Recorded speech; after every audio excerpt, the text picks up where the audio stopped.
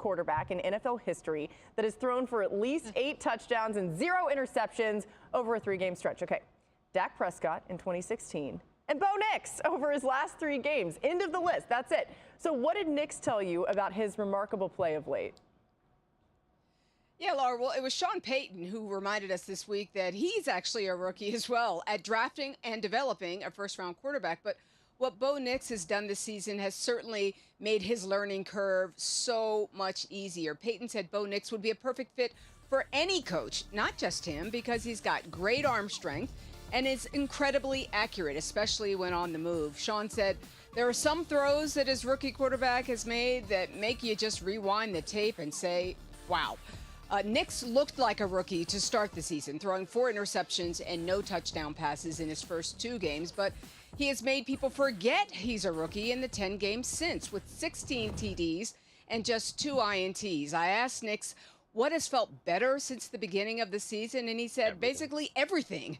But just understanding what play he's calling and getting in and out of the huddle more efficiently. After 12 weeks, Nix said he isn't just memorizing the play calls anymore. Now he actually knows the play, knows the cadence, knows what his footwork is supposed to be, and not having to think about all of that other stuff has allowed him to focus on reading the defense. Nix said this season has certainly been a whirlwind, but now everything has kind of fallen into place for him, and he believes that over the last several weeks, he's figured this quarterback thing out, Laura. I love it. We can't wait to see him tonight and you tonight on the broadcast. Thanks so much to Lisa Salters joining us here on NFL Live. For more on tonight's matchup, let's build out a same-game parlay presented by ESPN Bet Sportsbook. And for that, we bring in Mina Kimes. It's her honor today. All right, Broncos rookie Bo Nix has been great in recent weeks, as Lisa just talked about. Over under 224.5 passing yards from him in this one, Mina. Yeah, I'm going over here. The Browns defense has given up more than this figure in 5 of their last 6 games. They're 26th in DVOA against the pass. The greatest advantage is their pass rush, but this Broncos offensive line is tremendous, and I think Nix is getting rid of the ball quicker, which should help him tonight. All right. Let's talk about this game. I'm not talking about anything gambling related over unders. We're just going to use this as a jumping off point because, don't ever follow. Don't do anything that I say. Don't ever use for any type of gambling information because, just don't ever do it. But with that said, I'm actually really excited for this game for a couple reasons. One, I'm excited to see what Troy Aikman has to say about Bo Nix in real time during a game and kind of relaying what he sees. I'm a huge Troy Aikman fan, and I think the things that he has to say about young developing quarterbacks in these situations, I think is actually a real treat. We get a lot of these other people in TV and media, obviously, talking about quarterbacks and post-game and looking at film, all 22 and all that type of stuff. But I think there's something to be said about seeing that in real time that I think is just a great experience. And I think Troy Aikman is as good as it gets in that regard. So just from like an entertainment and knowledge and learning standpoint, I'm pumped for this game, honestly. And with that said, I know this is not going to be the exact same because obviously the Browns in the same division as the Steelers and the Ravens and whatnot, but we've seen how some of those games have unfolded, weather conditions, etc. I get it. There's lots of factors at play, but I still think that this is a fascinating barometer. I do not think the Browns are a good team. I want to be very clear about that. I do not think they're a good team. I think Jameis Winston, I don't even have much to even say about that, honestly. But I just think watching Bo Nix against this team is just going to be fascinating to me because I want to see Bo Nix continue to develop and continue to, quite frankly, really look dominant. I mean, there's different ways to dominate. I think sometimes we associate being a dominant player, a dominant quarterback, or a dominant team winning 42-0 or something, right? Or going 25 for 30 for 330 yards, 3 touchdowns, and a rushing touchdown, right? That's dominant. And that, of course, that is, right? That obviously is a dominant experience.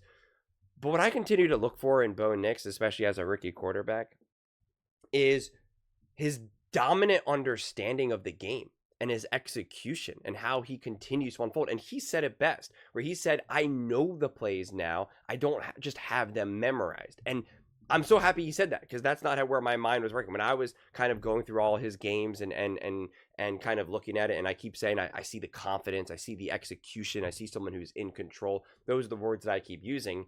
But, now hearing him say, like, I actually know the plays, that connects to me so much. So much. I've done like commercial work and have been in like some like TV shows, movies, like random stuff. It doesn't matter. I'm not saying this to humble brag or anything like that. But you have to memorize lines and stuff. And there really is a difference between knowing the lines and memorizing the lines. And when you just memorize lines, I can say all the lines and get them out there, but it's not real. It's not authentic. It's not genuine. It's not productive. But when you actually truly know the lines and feel it to your core, then everything just shoots from the hip. Everything just kind of goes out from there. And that's what you're seeing with Bo Nix. Again, that's why he just seems so in control, because his level of angst and anxiety, he's thinking in the beginning, you're thinking, don't mess up, don't mess up, don't mess up. Any young player is thinking that. Any young player, no matter what sport you're playing, baseball, basketball, soccer, football, half your thoughts at least are don't mess up, don't mess up, don't mess up, don't mess up. I still remember one of my first games I ever played in my life, when I actually reached a certain level of to worth talking about. And that's exactly what I thought. I just said, don't mess up, don't mess up. Just don't fail too terribly. You got to prove to everyone that you at least belong here. And if you fail exceptionally bad, then it's like, oh my God.